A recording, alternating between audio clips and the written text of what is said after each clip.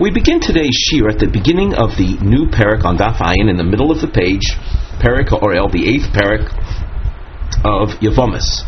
The name HaOrel is one who is uncircumcised. The topic heading that we have on the side, it reads under the Nosei, the topic heading, Kohanim hu asurim ba'achilas truma.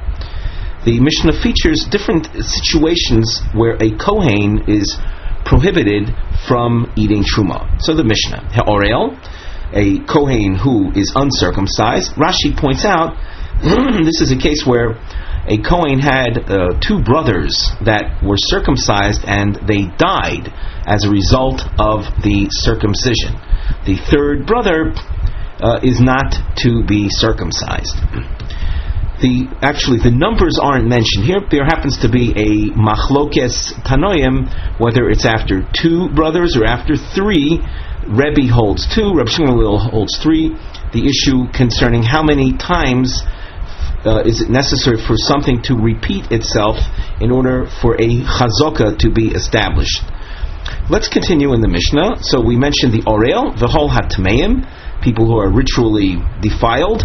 Lo yochlu b'truma. They cannot eat of truma. Even though they're kohanim, they can't eat of truma. Nisheim v'avdeim yochlu b'truma. Their wives and their servants, they are able to eat truma in his merit. The pasuk says, kohen ki yikneh kinyan kaspo. A kohen who acquires, it could be the acquisition that we refer to as marriage, or the acquisition as is the case in slavery. These are kohanim who experienced we'll call it an injury in the area of their male reproductive organs. They are a psuadaka nekushavcha. They are limited in whom they can marry. They cannot marry standard pedigree Jewish women. Nevertheless, that limitation doesn't restrict, isn't the cause of their being restricted from truma. Hein ve'avdein yochlu, they and their servants can eat. U'neshem, now their wives, which these are women that were married to these people before the injury occurred, so they started eating in the merit of their husbands. Lo yochlu, but the women who remained with these psuadaka husbands, once he becomes a psuadaka or krushavcha, so their wives are no longer to eat. In fact, they become rendered unfit to the kuna. They become chalolos at the point that they have intimacy after the injury sets in. So the Mishnah says, "V'im lo yada mishenas tzuadaku krushavcha." The word yada is a word referring to intimacy. If he did not have intimacy with his wife yet, he didn't have intimacy with her. He's not supposed to have intimacy with her. But if he does, so the Mishnah said she loses her rights to eat truma. She becomes disqualified from the realm of kahuna. She becomes a chalola. However, until the actual act of intimacy takes place, by the mere fact that they are technically still married, so the Mishnah says, Hare elu yochlu, the women folk, the wives of these kohanim are allowed to eat. The eat means eat truma. V'ezo psuadaka, what does psuadaka mean? Kol shenitzu habeitzim shelo v'afilu achas mehen. If the term beitzim here is a reference to the male organ of reproduction, the testicles, and one of them, even if one of them is injured, nifzu, injured or crushed, that renders him unfit. Ukrus shavcha, what is that a reference to? Kol shenichras hagid, any situation where the male organ itself is cut off. Ve'im nishtayer me'atorah v'afilu kechut hasayra kosher. If there remains the uppermost, or we'll say the endmost part of the male organ, we call the bris milah, if the end of it remains, even a hair's breadth of it remains, then he's still kosher. In other words, in a situation like that, the extremity of it was cut off, but if from the torah literally is the crown, it's the end section of flesh of that particular organ, if even a chut hasaira, a hair's breadth, remains, so he is still kosher. The thinking being that he's still capable of engaging in procreation if just the end fleshy part was cut off, assuming a kechut hasaira remains. But below that fleshy part towards the body, if it's cut off, so that is a krus shavcha. The Gemara, Tanya. Maybe we should just glance at the side under our nosei, the topic heading. We read Mokor, a source, the Orel Kohen Osir B'Truma. We'll see in this discussion the source that indicates that they are an Orel uncircumcised Kohen is restricted from Truma consumption. We'll see the opinions of Rabbi Eliezer and Rabbi Akiva. Tanya, Omar Rabbi Eliezer, Minayin la'orel she'ein oichel b'truma. From where do we know that an orel is restricted from truma consumption? She'ne'amar toishav v'sochir b'pesach. The terms toishav and sochir appear in the case of a korban pesach, where the pasuk says toishav v'sochir lo yochal bo. V'ne'amar toishav v'sochir b'truma. And the same expression toishav v'sochir applies or appears by truma. We are not translating these words yet. We'll wait for the Gemara. Ma toisha v'sochir omur b'pesach orel asur bo. Just like in the case of the korban pesach, we know that an uncircumcised person is restricted, and that is based on psukim that appear explicitly in the case of a korban pesach. So af toisha v'sochir omur b'truma, so too the same expression, Toshav and Socher, appear in the case of Truma. It is understood that Orel Osir Bo. Just like, once again, in the case of Pesach, Orel is found explicitly with Toshav and Socher. So too, in Truma, where Orel doesn't appear explicitly, but Toshav and Socher do appear, so as a result of the Gezerah Shava, it is understood that Orel is also forbidden in Truma. Rabbi Akiva Oimer Eino Tzarech. Rabbi Akiva says you don't need that Gezerah Shava. Harei Hu Omer, it says in the case of Truma itself, a double expression, Ish Ish, L'Rabois He'orel. The double expression tells me that all kinds of Kohanim, Ish Ish, but if we look in Rashi, you'll see it a little more clearly. Rashi says, Ishish mizer aon v'utzor ozov l'rabos orel kitome. An orel is considered like a tomei, eitzel achilas truma. When it comes to the eating of truma, the Bahai Kro, Rashi says, truma ksiv tichtiv uvo shemesh v'toy v'achar yochal min hakodashim. It says, and when the sun sets and then he becomes purified, he can then eat from that which is sanctified. V'hainu truma desagi le'ber of shemesh. By the fact that the Torah mentions the setting of the sun, even though the word truma you don't see so explicitly, you see the word kodashim, the sanctified items, but Rashi's pointing out that you shouldn't think that that's a reference to sacrificial consumption, because a person who was, let's say, defiled and then immerses himself in a mikveh does not achieve full purification until the next day. That's a rather broad topic, but for our purposes now, we'll just say that Rashi pointing out that we know it's referring to Truma because all the Torah requires is the setting of the sun after the mikveh immersion. So the pasuk is telling us by the double expression, Ish Ish is coming to include another category like Tuma, and that is Orel. Before we go further, we have a structural note on the side, the mivneh. You see a bow tie featured, and we mentioned miuad. This is designed lekasher ha demuva lekamon on Daf Ayin Aleph Amud Aleph. That which we'll see on Ayin Aleph Amud Aleph, which is a little way off to this point. B'shnei hamakoros hagemor masbiro shitas hatanoim Rabbi Elazar Rabbi Akiva. In these two sources, the Gemara will be dealing with the opinions of Rebbe Elazar and the Chachamim. And if you have the Daf Ayin Aleph Amud Aleph in front of you, if you have access to it, so you might want to note that on the upper quarter of the page, the Gemara is quoting their Rabbi Akiva from our Tanaic source that we just read. So the Gemara will deal first with Rabbi Elazar at some length, and then get to Rabbi Akiva there on Daf Ayin Aleph Amud Aleph.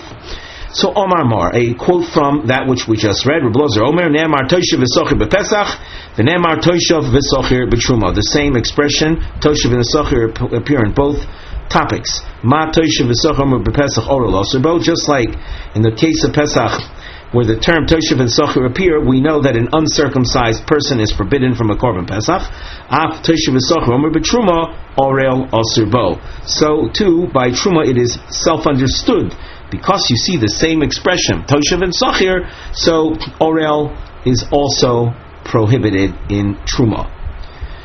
The Gemara makes a comment which is characteristic of Gezerah Shabbos. There are several rules that govern this idea of a word comparison.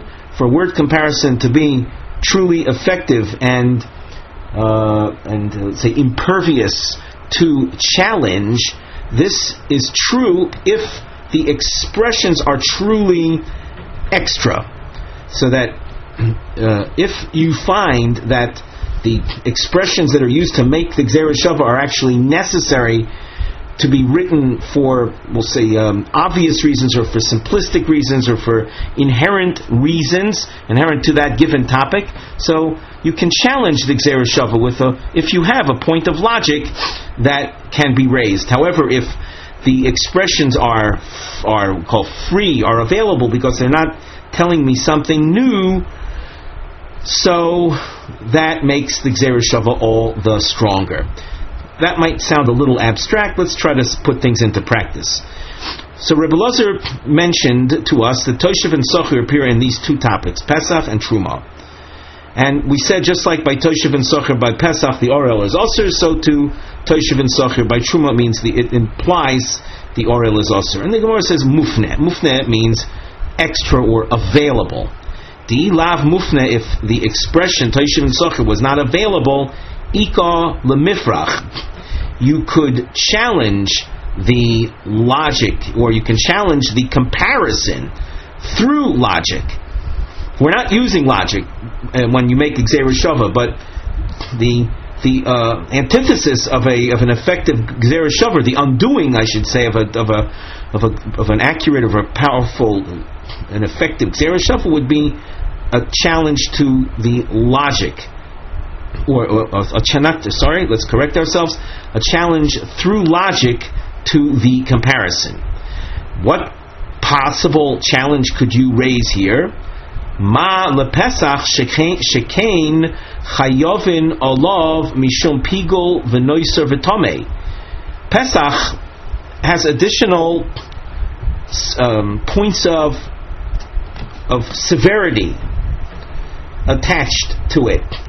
Pesach is a sacrifice, so it can become subject to these other disqualifying factors. We're not going to get into the details, we're not going to explain them, it's not important for right now, but just realize that Pigul, Nosar, and Tomei are problems that can affect a Korban, primarily Pigul and Nosar.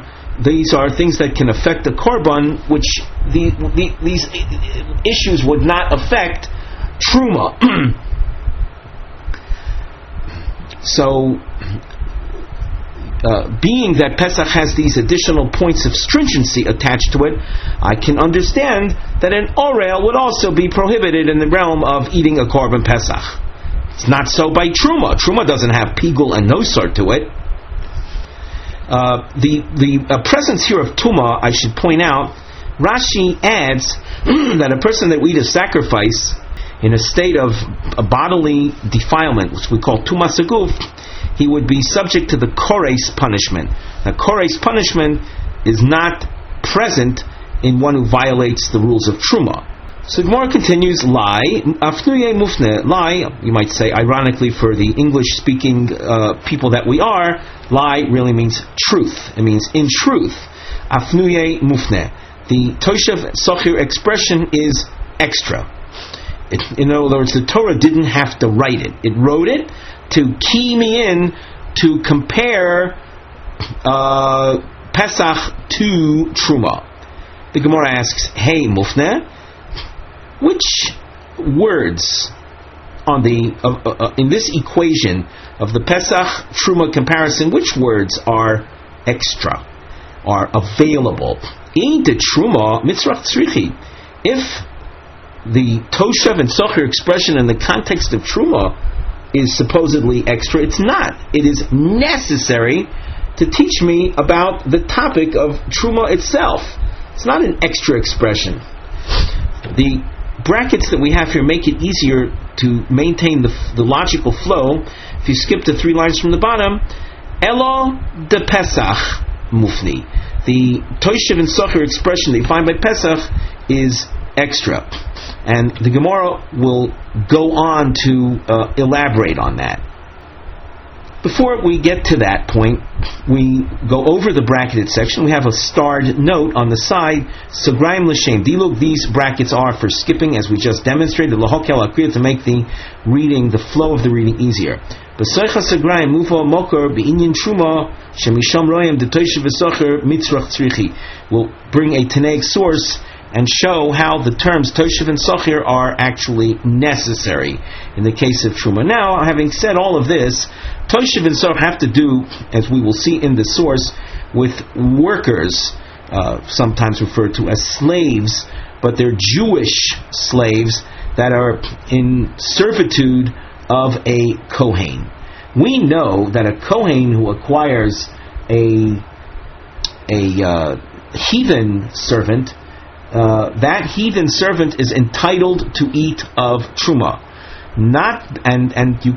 You might say that's a function of the Kohen owning him, lock, stock, and barrel. We call that a kinyan haguf in Talmudic language. When it comes to a Jewish servant, the level of ownership is not as significant. One interesting point of difference, you could see how that manifests itself in halachic terms, is that when one, let us say, were to release from servitude a heathen servant, he would have to write the equivalent of a divorce document. We call that a get shichrur, a divorce, a freedom divorce, where there's a separation through a document similar to that of a divorcing a wife. The bond is very intimate, if you will. The Eved Ivri, the Jewish servant, doesn't reach that level of bonding, of connection. And you might say, as a result of that, the servant, the Jewish servant of a Kohen, does not take on or acquire Truma rights, because he's not really that much a part of the Kohen. When we speak about Jewish servants, and we'll see this in our source very shortly, there are 2 kinds. There's the standard, the basic 6 years servant, where a Jew can sell himself into servitude for a period of 6 years, and on the 7th year of his work he goes free.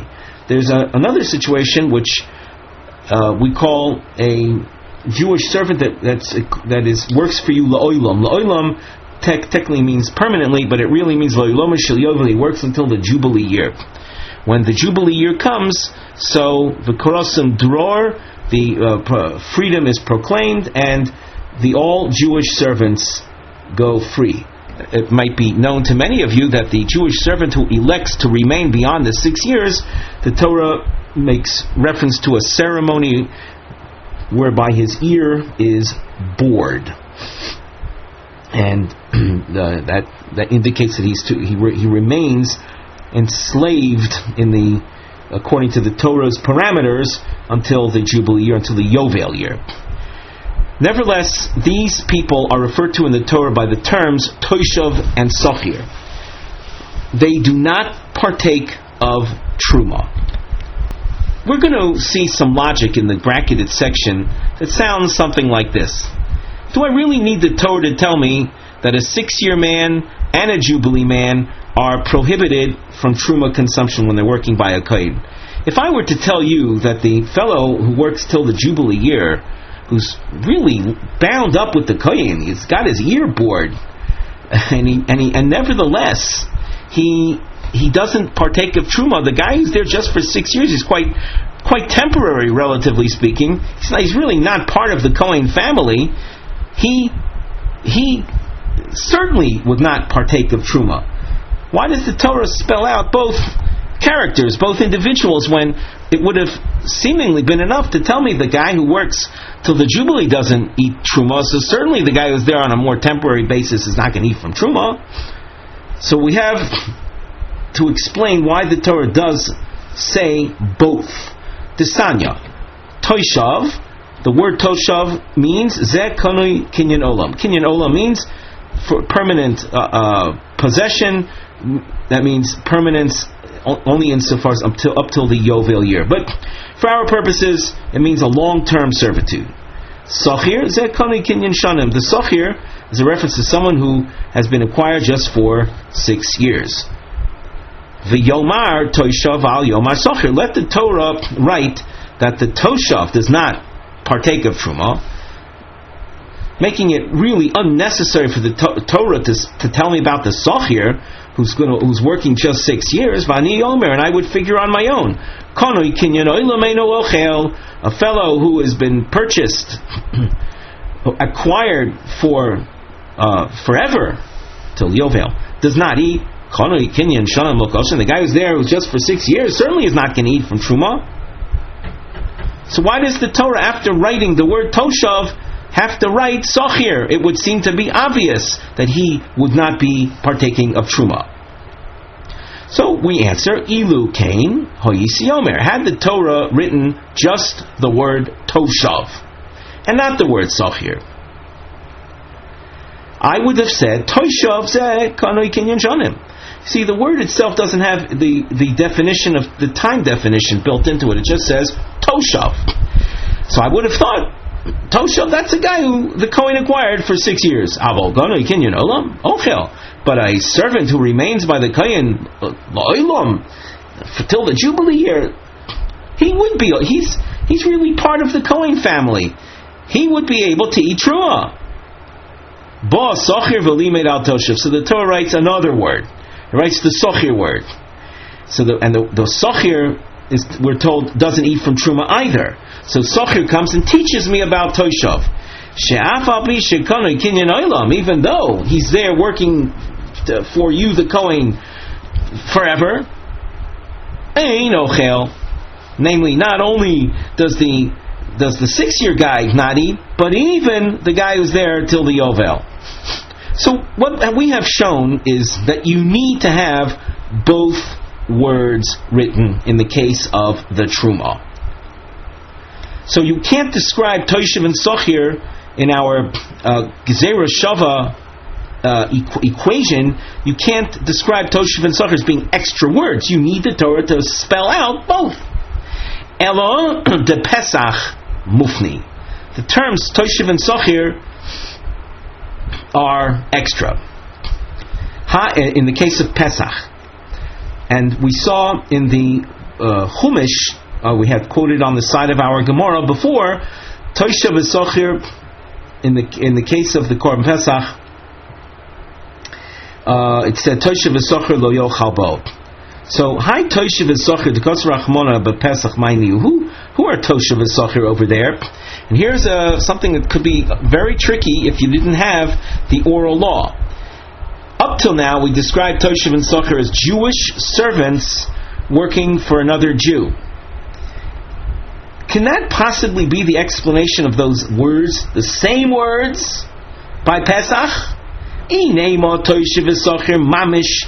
Mamish means literal, and literal would mean Jews that are working either for 6 years or having their ears bored. And the Torah says that Toshav and Sochir shall not eat of the Korban Pesach. That's impossible. And you have to read this now with exclamation. Just because someone is working for another, one Jew is working for another Jew, he should be exempted from the Pesach.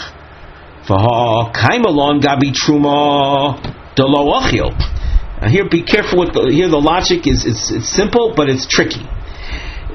By the truma, we said that the Toshiv and Sochir does not eat from the truma. What does that show you about the Toshiv and Sochir by the truma? It shows you that he is an independent individual. He's not a Kohen. He's not part and parcel of the Kohen family. Alma, we continue at the top of Daf Ayin Omid Beis. We see from this lo koni le rabbe, that the Toshav and Sochir mamish are people that are not acquired lock, stock, and barrel. They might have a work indebtedness, but they're not described as being acquired, owned by the Kohen owner. Hachonami, by the Korban Pesach, the Toshiv Sochir Mamish, the definition of Tosh Sochir, meaning the simple definition, meaning a Jewish servant, Lo Koni Le Rabbe, he wouldn't be owned by the, in the case of Korban Pesach, likewise, the Jewish servant is not owned by the master. He's a full-fledged Jew. So you can't say that Toshiv and Sochir by the Korban Pesach it means a Jewish servant, just like it meant over there by Truma. Ella lafnuye. So the use of those words Toshiv and Sochir by the Korban Pesach are stuck in there by the divine power that created the Torah. It's stuck in there to key me in to this Gezerah Shava, that you should compare Pesach to Truma. And just like by Pesach, the Orel is prohibited, as it says explicitly, so too the Orel is prohibited from eating Truma. Ve'akati mufne mitzad echad, but still the equation is the Gezerah Shava equation that we made is open, is available for being concluded on one side of the equation. We are currently working to explain the source featuring Rebbe Eliezer. He is the one that made this Gezerah Shava Toshiv Sochir. There's one problem. V'shamino le Rebbe Eliezer, we know Rebbe Eliezer to hold the Omar mufne mitzad echad lemeidin umeshivin, a Gezerah Shava that is open or available only on one side of the equation. In this case, it's available in the realm of Pesach. We said that you need to have Toshiv and Sochir spelled out in the case of Truma. So you can attempt to make the Gezerah Shava, but it is subject to rebuttal. That's Meshivin. To answer, to respond, to question. And in this case, there is room for questioning. We said that logically the two topics really cannot be compared. The Orel is found to be usher in the Korban Pesach because Korban Pesach has additional stringencies. So we're back to where we started. We don't have a solid, reliable Gezerah Shava. The Gemara answers, Kevon de legufe lo tzarech, since the terms Toshiv and Sochir, the two words, Toshiv and Sochir, that are written by the Korban Pesach are unnecessary. In other words, those words just can't mean what they usually mean. We said that the Toshiv and Sochir, a Jewish slave, a Jewish servant, he's obligated in eating a Korban Pesach. How can you say that Toshiv and Sochir lo yachabo means what it is? Therefore, it's for Gezerah Shava, but they're two words. And since the words are not necessary legufe for the topic of Korban Pesach itself, shodi chad alomed v'shodi chad amilamed v'havile Gezerah Shava mufne mishnei tzodim.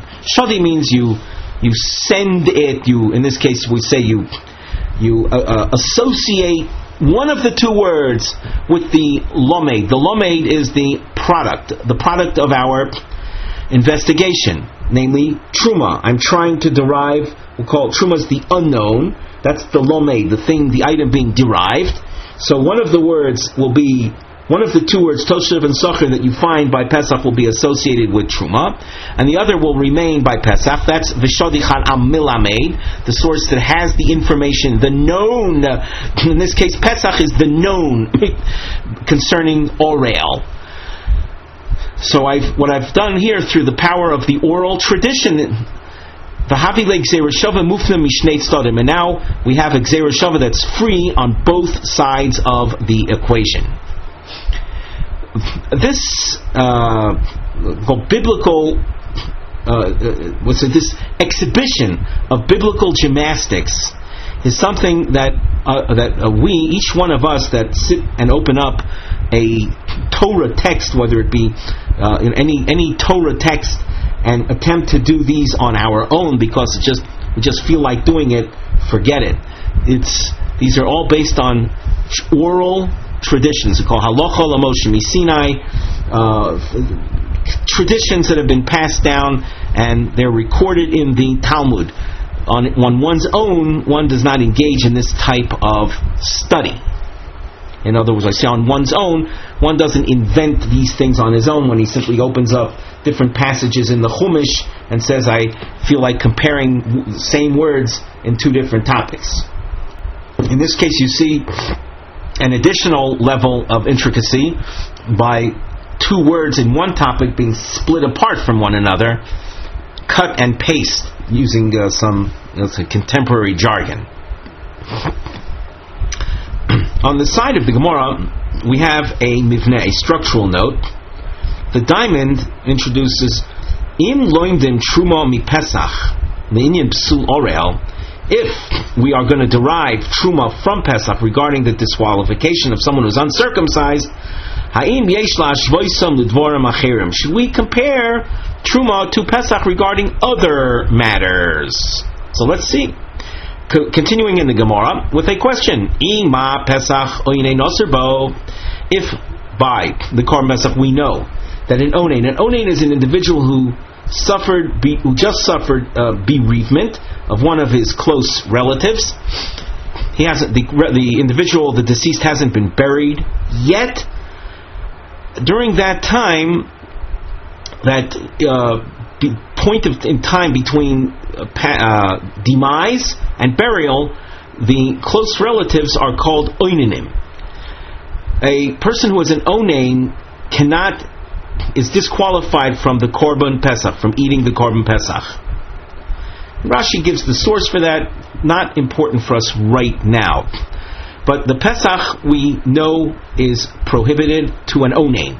Are you going to say af truma oinain aser ba? A Kohen who just suffered the bereavement of a close relative, is he to cease from truma consumption? Not true. So you see that we're not comparing the topic of truma to the topic of Pesach fully. Omar Rabbi Yossi b'Chanina Omar Kra v'chol zar. The pasuk in reference to truma, it says kol zar.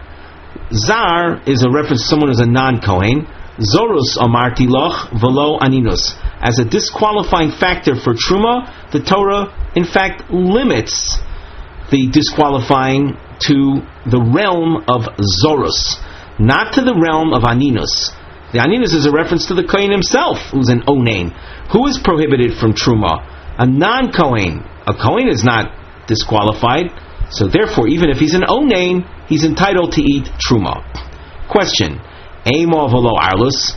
The pasuk that, by the way, reads on the side of the Gemara, v'chol zar lo yochal kodesh toshev kohen v'sochir lo yochal kodesh.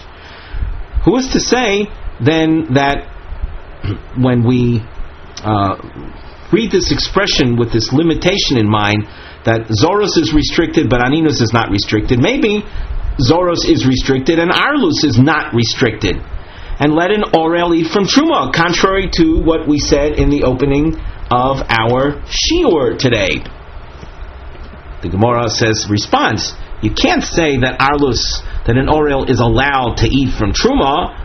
Haksiv toishav v'sachir. We have the gzera shava from Pesach to truma, telling me that an orel is aser.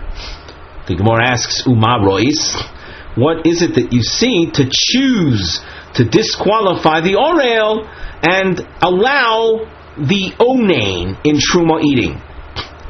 Once you're comparing the topics Pesach to truma, and you have the basis of a comparison, let's compare truma to Pesach regarding aninus. Why is it that you're saying it's specifically arlus that is the point of comparison? The more answers, mistabra arlus havinei l'rbuye. It's most likely that arlus is the disqualifying factor that we will learn from Pesach, and not aninus. And the Gemara will now point out 5 unique points that are characteristic of arlus, putting it at a level of severity beyond aninus. The Gemara, in a few lines from now, might scan ahead, you see there's a squiggle-lined adarabo and another dashed underline expression. There the Gemara will flip things around and say, well, I can argue in the favor of aninus to be a disqualifying factor for truma, and it'll give you points of uniqueness to aninus. So first, we deal with arlus. So Gemara says, mistabra arlus hava le l'rbuye. It's most likely that arlus is to be included as a disqualifying factor. Shekain, and you have in parentheses, we'll say key words that are really the types of memory devices. Maisim prusim badover ho'eved, and this will become clear as we go on in the Gemara. Number 1, mechusar maiseh. An orel is a severe problem. It's an action that is lacking, namely the cutting of the foreskin, the circumcision. So he's severely deficient. He's missing a maiseh. He's lacking the act of circumcision in his body. And we mentioned body, umaiseh begufo. It's something that's body related. It has a greater level of intensity in that sense. The onush kores, one who goes through life without tending to his circumcision, is subjecting himself to dying young. He's cut off early. That's kores, the kores punishment. V'yeshno lifnei hadibor. It also occupies the unique position of being one of those very few commandments, mitzvos, that were given before the giving of the Torah. That's lifnei hadibor. Circumcision dates back to the time of Avraham Avinu. And number 5, umilas zecharav avodav ma'keves. If a person wants to partake, let us say, of a korban pesach, and he has children or servants in his household that have not been circumcised, then the owner, the father, cannot eat of the korban pesach, so that arlus extends beyond the person himself.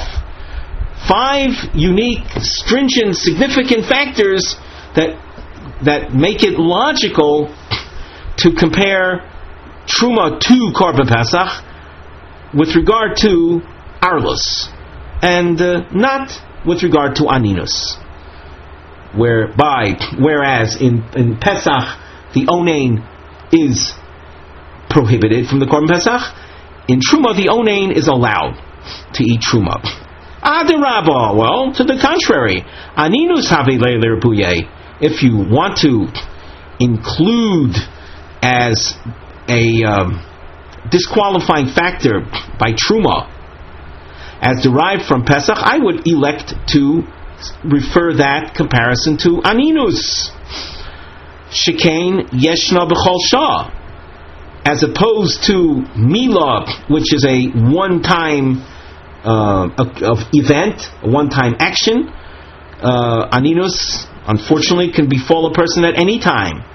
V'noyheges b'anoshim v'noshim is something that's unlike Arlus, this affects men and women across the boards, making it a more significant, more stringent issue, something, let's say, more worthy of being a disqualifying factor.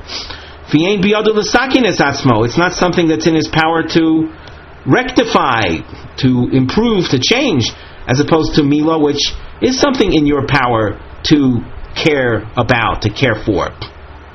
So why is it that we learn Truma from Pesach only with regard to Arlus and not with regard to Aninus, when, as we just said, reasons to compare Truma to Pesach with regard to Aninus and not with regard to Arlus? So the Gemara answers, Hanoch Nefishon. Answer number one. You see that Arlus has 5 unique points as opposed to the 3 points that you found by Aninus. Number 2, Rava Omar Beloy Hanoch Nefishon, even without that consideration of Arlus having more unique points of stringency to it, Nami lo motzes amris shavkinon Arlus dechtiv begufei de Pesach ve'afinan aninus mi Pesach de Pesach gufei mi meiser gamrinon. Now that was a long sentence we just read, and before, when we introduced the Korban Pesach as being prohibited in Aninus, we said there's a source for it, and we didn't explain what that source was. But now we have to pause and explain what that source is. You'll notice Rashi, in a very brief fashion, reveals to us, just a couple lines below this, Rashi says, Ma Pesach Oinein, we said an Oinein v'chule, etc., means that Pesach, anyone's an Oinein is osir in it. So we suggested we should say the same by Truma. Now, how do you know the Pesach has this Oinein restriction? The Alfinon, Rashi says, Lekulu Kochim, we learn all sacrifices, the Korban Pesach being one of them, Kal v'chomer mi meiser.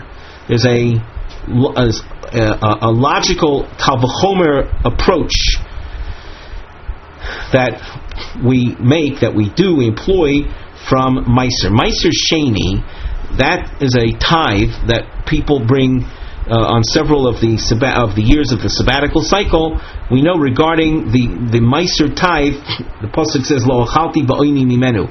I did not consume Meiser Sheni while I was an oinei. And Meiser Sheni, relative to sacrifices, is a lower level issue, lower level example of sanctity. And yet we know that the Meiser Sheni is prohibited to an onain. Kal v'chomer, all the more so, sacrifices are prohibited to an onain. So what's the source of an onain's restriction from a Korban Pesach? Is it something that's written in the topic of the Pesach itself? No. It is derived from another source, from an outside source. We have an issue right now of Kochim, of Pesach, being the basis of something by Truma. So I want to learn from Kochim to Truma, but what? Should I learn Aninus, or should I learn Arlus? So the Gemara told us, and we'll read this. We'll have to read this line again. But the Gemara told us that though we know by a Pesach both are osir, an onain and an orel. I know that Pesach is going to teach me concerning Truma. What should Pesach? For which one of these two should Pesach be the source? So the Gemara tells us that Pesach should be the source of that which is written in, or written explicitly in the topic of Pesach, as opposed to something that information itself that was extraneous or imported to Pesach from another source. Being that Aninus is something not written by Pesach itself, it's kind of it's a weaker type topic in the eyes of Rava. So now let's go over this again, but in the Gemara's words. Rava says below Hanach Nefishon, even without this consideration of more elements that you find by Arlus over Aninus, we still will opt to learn Arlus from Pesach to Truma. Below Hanach Nefishon Nami Lomotzis Amris, you can't say Shavkinun Arlus, let us abandon Arlus, Diksiv Begufei de Pesach, which is written inherently or explicitly in the topic of Pesach, the Alfinon Aninus, and then go and derive Aninus mi Pesach, from Pesach to Truma, the Pesach Gufei mi Meister Gamrinon. The Pesach itself is derived from the topic of Meiser Sheni. We continue with a new question. We said that we're going to learn Truma from Pesach.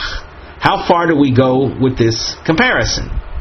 Ima Pesach Mila Zechor Avodav Ma'keves Boy Ma'keves Af Truma Mila Zechor Avodav Ma'keves. We said earlier that a person who owns heathen slaves or has his own male children that are uncircumcised, that restricts the father or the owner himself from eating the Pesach. Are we going to say the same thing by a Kohen who has, let's say, an uncircumcised son or slaves, that the owner cannot eat Truma? Omar Kra, the Pasuk says, no. Umalta oisoi oz yoichal boy. That's a Pasuk. And that Pasuk is by the Korban Pesach. And there is a limitation expression in this Pasuk. Milas zechorav avodov ma'keves boy milechol b'Pesach. The word bo that we had dashed underlined, as we said, is a limitation expression, meaning only in it, in the Korban Pesach, do we say that the circumcision of one's members of household are a restrictive factor. The ein milas zechor v'avodav ma'keves betruma, as opposed to truma consumption, the male members of his household do not, who are uncircumcised, do not pose a restriction. The Gemara asks, if bo is something that you are focusing on, Amo, so say the following. This is a pasuk written by the Korban Pesach. It says, Kol orel loy yoichal boy. And then conclude, boy einu ochel. In the Pesach, the orel is restricted. Aval ochel hu betruma. But the orel could eat truma, contrary, of course, to what we've said all along. So the Gemara responds and says that to suggest that the orel should be allowed to eat truma based on the bo limitation, haksiv, but on the other hand we have toshav and sochir. We have this toshav and sochir gezerah shava that teaches me that the orel is also in eating truma. So on the one hand you have boy. Bo could have led me to conclude that the orel should be allowed to eat truma. On the other hand, you have Toshav and Sachar that says, no. Uma Rois, what is it that you see fit to conclude the conclusion that we have made so far? What is the conclusion we have made so far? To say that an orel is in fact osur in truma, and that was derived from Toshav and Sochir, and to say that milas, that when it comes to milas zechor v'avodov, that is not a limitation factor by truma, and that is limited only to the Korban Pesach. So what is it? What do you see that it's kind of like pick and choose? The limitation that applies to milas zechor v'avodov. The inclusion through the Gzerah Shava that applies to oneself being uncircumcised. The Gemara answers, Mistabra, Arlis de Gufei Have Lilbuye. it's most likely that when it comes to your own lack of circumcision, that is a disqualifying factor in Truma, that we should include it as a restrictive factor, like we find by Pesach. Shekain Maise Begufo V'Onush Kores. First of all, as we saw above, it's something that you do in your own body, making it just a bit more severe than anything else. And also it carries with it a kores penalty. As opposed to let's say a person that owned slaves who didn't bother circumcising his son, so as a father he acted improperly, but the father isn't subject to kores. That's the person himself that that becomes an adult and doesn't circumcise himself. So arlis de gufei is something that is more restrictive. As we just said, it's a maisa begufo, it's something you do in your own body, and it carries with it a kores penalty. Well, adarabba, I can argue to the contrary. Mila zecharav avodav havei le'irbuye, shekain yesh lebechol shah. The circumcision of one's sons and slaves should be a limiting factor for one's eating of truma. That's what I should compare or derive from Pesach. Why? Because it's something that's yesh b'chol shah, could be at any time. As far as one's own circumcision is concerned, that's a one-time event. One cuts off his foreskin and he's done with it. However, at any time a person might have children. At any time a person might buy a heathen servant. So that would be we'll call it a factor of stringency. It's something that's applicable all the time.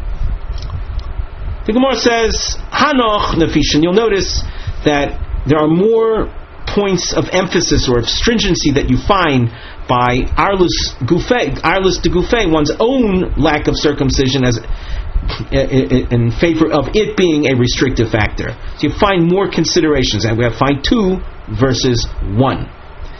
Another approach the Gemara says is below hanach nefisha nami lo motzis amris. Even without the numerical consideration, the fact that there are 2 points in favor of arlus de gufei, I still would have opted for arlus de gufei as being the restrictive factor derived from truma. Mi ika midi, could there be anything? Da arlus de gufei lo ma'akfa bei. Can you imagine, again, here's something logical, that you yourself are uncircumcised, and that would be a non-restrictive factor. We would say that's okay, and but the fact that your children or your slaves are not circumcised, that would be a restrictive factor. As logic says, first you got to take care of yourself before worrying about others.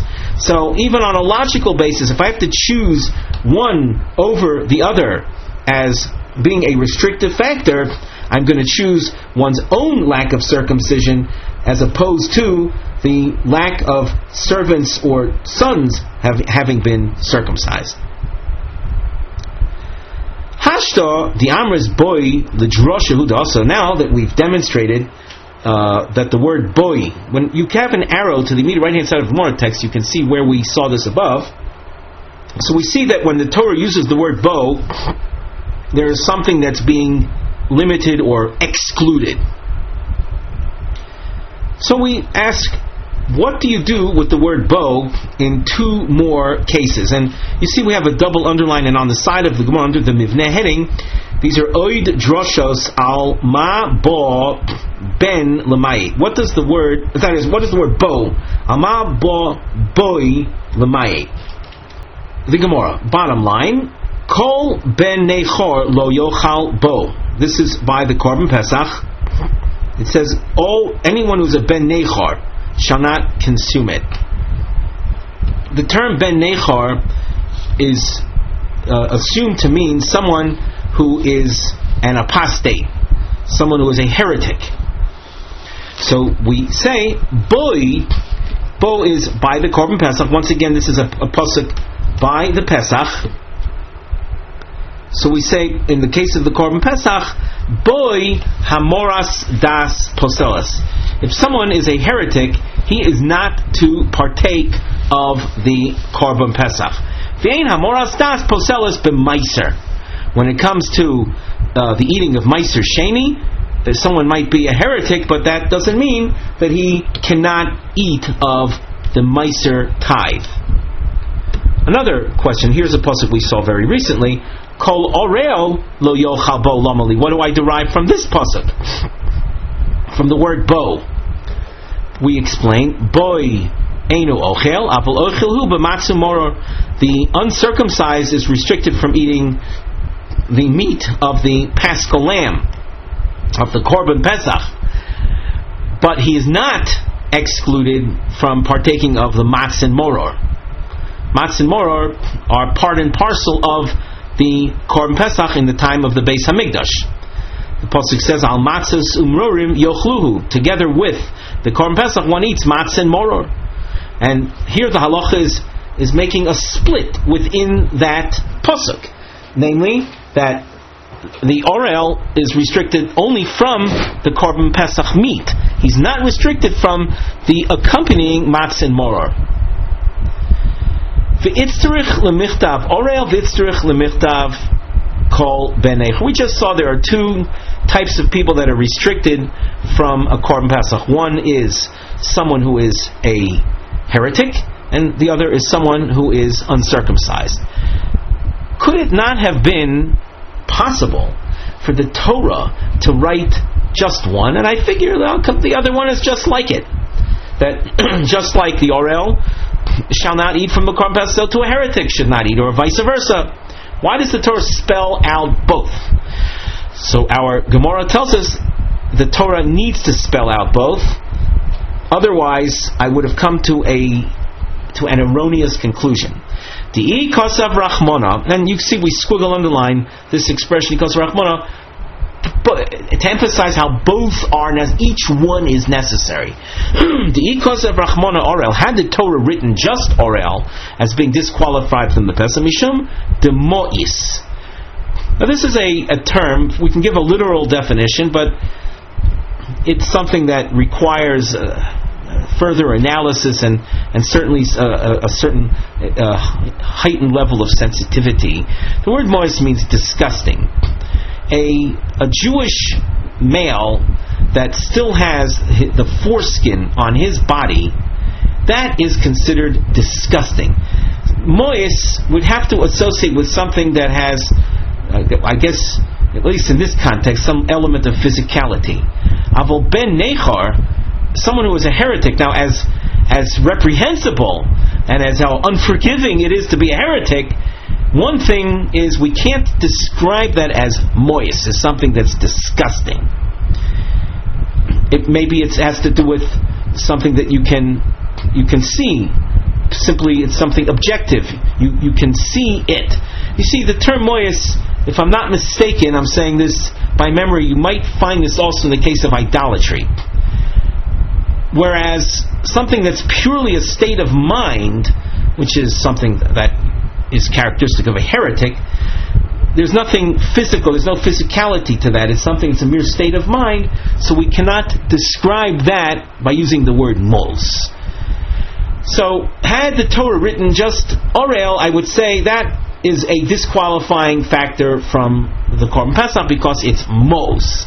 Avol ben nechar de lo mois, a heretic that we can't describe as mois, emalo, maybe he's not disqualified from eating the Korban Pesach. V'ikos of Rachmana called ben nechar, and had the Torah said that a ben nechar is disqualified and not having written orel, I would say mishum te'ein libo lo shamayim, because his heart is not heavenwards.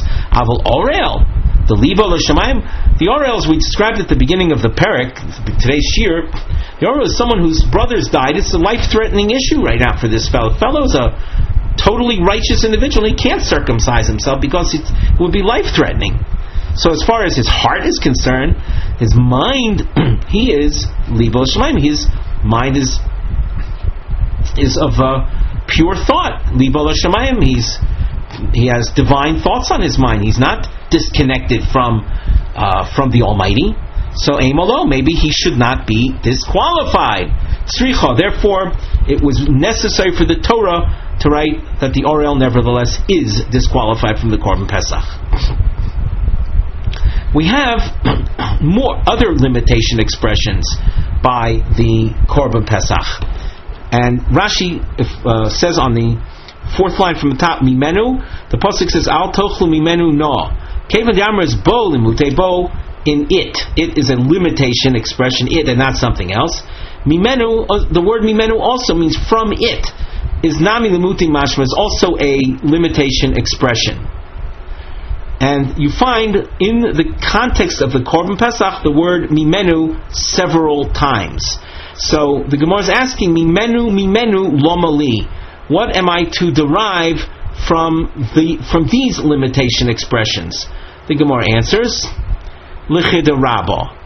L'chidarabba om Rabbi Yitzchak. I need it for that which Rabbah says in the name of Rabbi Yitzchak. Now, the Gemara here doesn't elaborate. This is something that will be discussed later on Daf Ayin Dalet. And Rashi says, L'kaman b'pirkin, tlosa mimenu ksiva b'pesach. There are 3 times the word mimenu appears by the case of Korban Pesach, and there later on the Gemara will elaborate. As you can see, we have a second bow tie. This is bays. Here the Gemara, as we mentioned at the very beginning, here the Gemara will be relating to the opinion of Rabbi Akiva that was featured in the source which opened up today's parak, that the source for orel being osir is from the double expression of ish. So Mirza Shem, in our next year, we'll get into that.